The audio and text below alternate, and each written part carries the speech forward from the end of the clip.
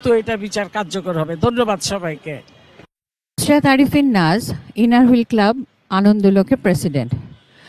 আজকে যে আয়োজনটিতে আমরা সমবেত হয়েছি তা হচ্ছে সামাজিক মূল্যবোধের প্রতি দৃষ্টিভঙ্গিটাকে আরও বেশি জাগ্রত করবার জন্য।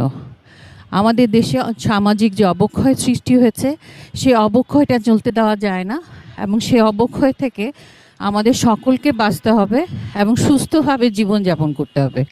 তার জন্য আইনি ব্যবস্থা যদি জোরদার করা হচ্ছে এবং সকলের দৃষ্টিভঙ্গি সহজভাবে, সহনীয়ভাবে এবং প্রতিটি মানুষের গড়ে তোলার প্রতি আহ্বান জানাচ্ছি।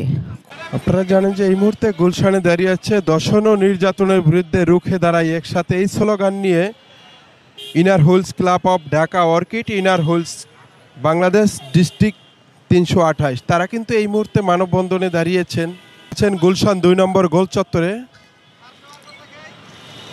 তারা চাচ্ছেন যে সকল দর্শন ও নির্যাতনের বিচার হোক, আর যদি সঠিক বিচার হয় তখনই কিন্তু এসব দর্শন নির্যাতন সব কিছু আস্তে আস্তে কমে আসবে বলে তারা আশা করছেন।